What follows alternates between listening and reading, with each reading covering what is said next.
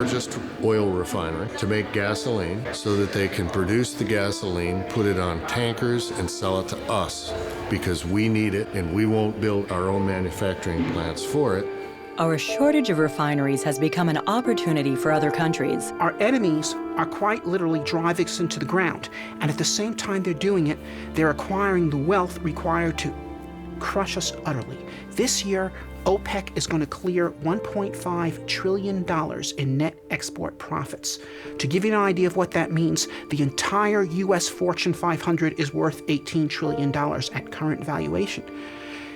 What that means is at their current rate of accumulation, OPEC will have enough money to buy majority control of the entire Fortune 500 within 6 years. Our independence is at stake.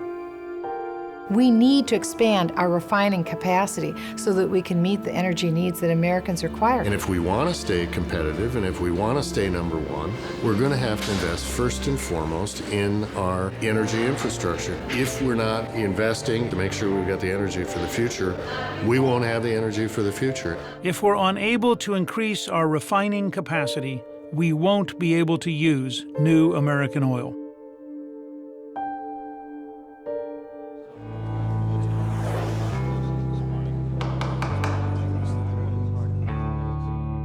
Another major source of our energy crisis comes from environmental extremists who routinely file lawsuits to stop drilling, even when environmental regulations have been strictly followed.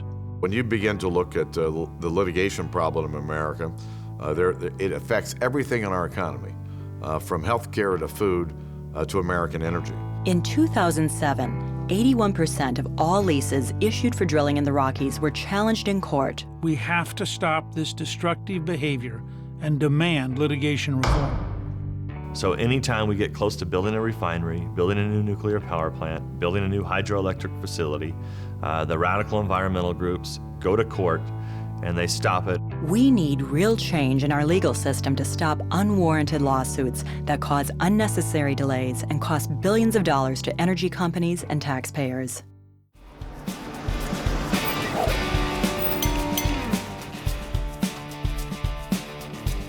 Hydrogen is the most abundant element in the universe. Today, we have 200 hydrogen vehicles in the United States. Most of them are buses and automobiles powered by electric motors, producing little or no pollution.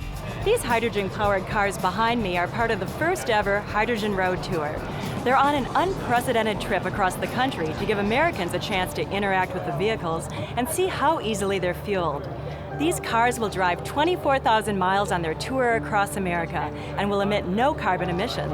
Hydrogen's also very easy to manufacture. All you really need is electricity or natural gas. And that can come from all kinds of different places, like nuclear energy or renewable sources, solar energy, wind power, hydroelectric, geothermal, things like that. With hydrogen vehicles, consumers have two choices. You can either burn the hydrogen in an engine like we do with gasoline or natural gas, or you can use hydrogen in a fuel cell, which makes electricity. In either case, hydrogen costs around $3 a gallon at the pump and is expected to become even less expensive in the coming years. Besides cars and buses, many things are already running on hydrogen, like satellites, submarines, space shuttles, and more. The advantage to hydrogen, and the reason why we ought to move to a hydrogen economy, is because we achieve total energy independence with hydrogen. You can produce it here, it's available everywhere, and total energy independence is, I think, the goal that we ought to be seeking in this country. I choose hydrogen because anything these days to help the environment is a step in the right direction. Oil and gas from other countries, foreign countries, just is complicating things more and more every day. And maybe if more gas stations had hydrogen, areas where you could fill up, more people would be informed about it, and more people would switch over to. This is going to be the energy of the future, and the sooner that we invest more in these emerging technologies, the sooner we can make the transformation to a more renewable source of American energy. If hydrogen is to become a real alternative to gasoline, we must invest in new facilities and develop the necessary infrastructure to produce and distribute hydrogen throughout America.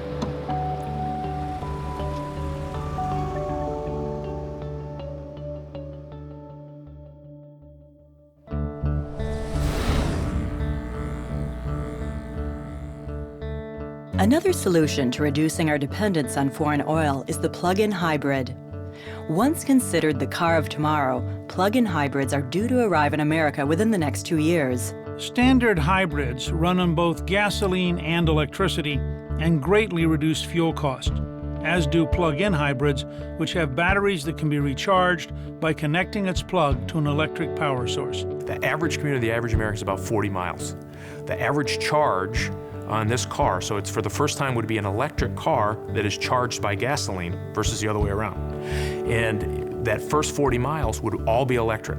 So the average American would start using all electric in their commute. I think the two major steps we need to take are to move as rapidly as possible toward both electric power and alternative liquid fuels. Whatever works to move us very quickly to plug-in hybrids and electric vehicles of different types. But the challenge with a plug-in electric vehicle is you have to generate the electricity, fairly significant amounts of electricity if we're going to go to a large fleet of plug-in electric vehicles. That power isn't free. Okay, just because you plug in your car doesn't mean that energy doesn't have to come from somewhere, which is another reason why we have to build nuclear power plants. The plug-in hybrid and nuclear power plants go together really well. It's less expensive to drive on electricity than on gasoline. All you really need for a plug-in hybrid for infrastructure is an extension cord for the car. I drive my plug-in hybrid at a cost of 2 cents a mile today for about the first 20 miles. This is an electric car. Yeah, in fact, it's an electric hybrid vehicle.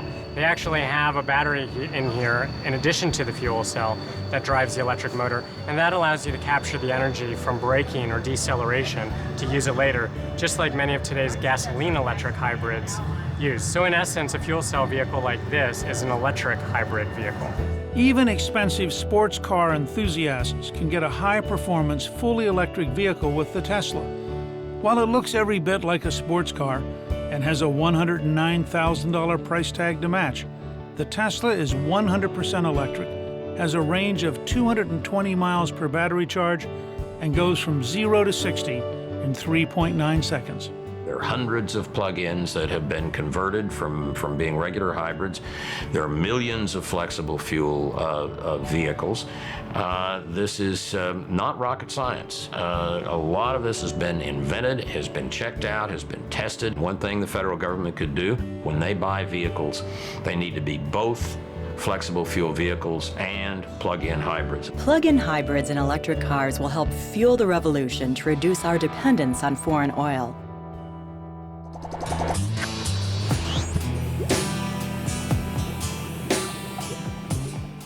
If we hope to solve the current energy crisis and protect the environment, it's going to take a Manhattan Project approach to stimulate advances in biofuels. Biofuels come from biomass, which comes from plant matter. Biofuels enable us to use our unrivaled agricultural skills to power our economy by growing corn, sugar, and other vegetation to produce ethanol to run our cars. In 2007, the United States produced over 6 billion gallons of ethanol. Ethanol is a good idea. Ethanol is one of the family of what we call biofuels. It's first generation biofuels. Here in the United States, we've elected the agricultural community to use corn to be the basic raw material. About 3/4 of all the gasoline that's sold in the United States contains some amount of ethanol. Recent legislation requires fuel producers to use at least 36 billion gallons of biofuels to be used every year by 2022, with less than 50% coming from corn ethanol. You don't have to be a genius to understand the effect it's going to have on prices of food, on shortages of food abroad, on the huge change in the use of land in the United States. So the longer term promise is not so much in growing hugely more the amount of corn that goes into ethanol, but it's to keep that corn that's already being used, bring on the cellulosic, which can be made from wood chips, it can be made from almost any cellulosic material. Actually, if we took ethanol out of gasoline today, it would raise the price about $1.10 per gallon. So we've already seen a positive impact by adding biofuels in our fuel mix in the United States. If we converted 1/2 of 1% of all the biomass that grows in the world every year into fuel, we could replace all the oil of OPEC. So whether it is altering cars and buses to run on natural gas or on new generation biofuels, whether it's algae or ethanol or other forms, we have so much to do. And we have so many opportunities, but we can't do it if we don't extend tax credits for those great new forms of energy. The key to destroying oil as a strategic commodity and break the power of OPEC is to establish a true competitive market in fuels worldwide. And the U.S. Congress can actually do this with a stroke of a pen, simply by passing a law requiring that all new cars sold, not made, sold in the United States, so it has to affect foreign cars too, be fully flex fuel that is able to run equally well on gasoline, ethanol, or methanol. The technology to do this exists now. It only adds $100 to the cost of a car, and in fact, 3% of cars sold in the U.S. this year will have this capacity. Gas stations across the country are now offering ethanol gasoline blends like E85, which is 85% ethanol and 15% gasoline. E85 represents a small but important step toward replacing a meaningful percentage of our gasoline consumption with ethanol.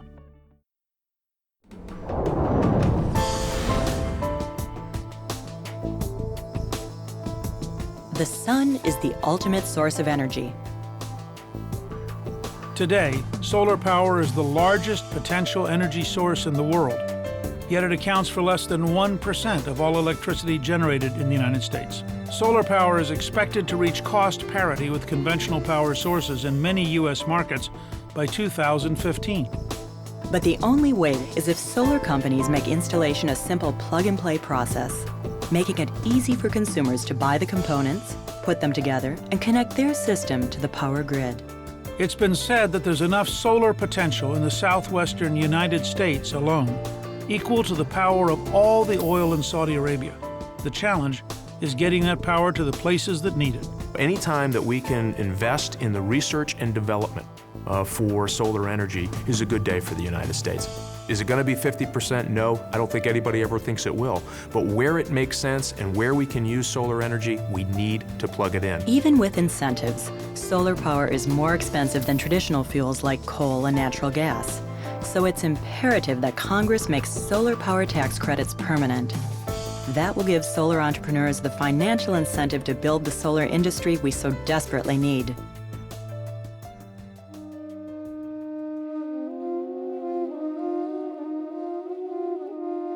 Widespread use of clean solar power will be particularly important in China and India, where water, air, and soil pollution are accelerating due to the pace of their industrialization. In 2006, China emitted even more carbon dioxide than the United States. Climate change is an international challenge that requires cooperation among all nations. Any decision to restrict energy development in favor of climate change policy will be meaningless unless other countries like China and India take similar measures.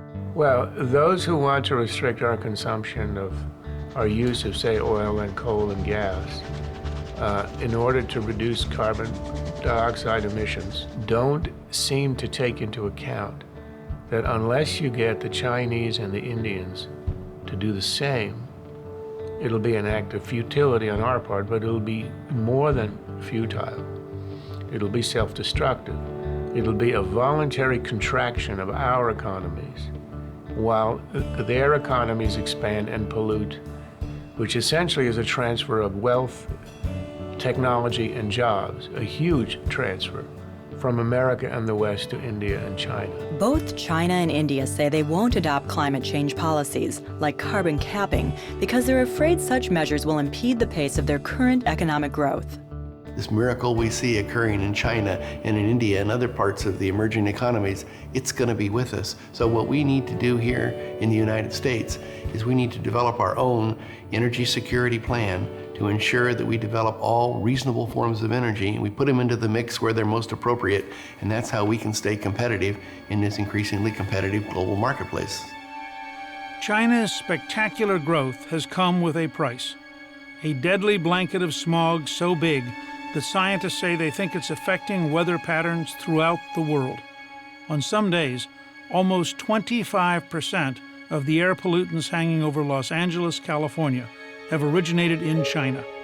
Most of China's pollution comes from its coal-fired power plants in the country's interior, which supply the power for China's massive and growing factory complex. To address concern about climate change, we need solutions that China and India will adopt voluntarily, which means the policies have to help their economies, not hurt them. If this is a global climate issue, there needs to be a global response.